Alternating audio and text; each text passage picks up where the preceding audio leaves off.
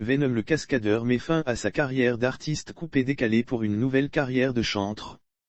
Connu sous le sobriquet de Venom le cascadeur, son nom d'artiste dans le milieu du coupé-décalé, Olivier Coffy, vient de mettre fin à sa carrière dans la musique mondaine.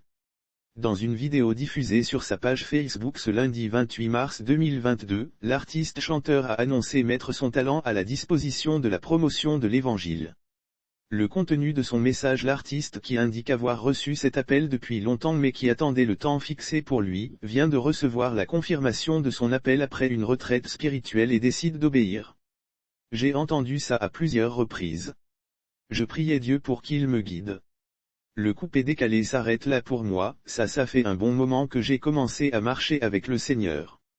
Beaucoup sont ces hommes de Dieu qui m'ont dit que le Seigneur veut que tu le serves.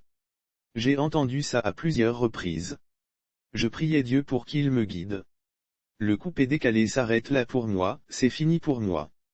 J'ai décidé de chanter pour le Seigneur. J'ai décidé de mettre mon dos au service de l'évangélisation.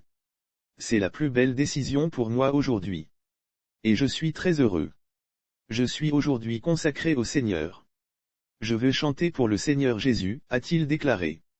Similaire à celui de Claire Barry, tout comme Venom le cascadeur, l'artiste ivoirienne Claire Barry quittait le mouvement du coupé-décalé pour devenir chantre de l'Éternel il y a 3 ans environ. Lire aussi Baby Philippe met le paquet pour son mariage traditionnel. C'était une décision pour le moins inédite lorsqu'on sait qu'à une époque, elle s'était autoproclamée première dame du mouvement.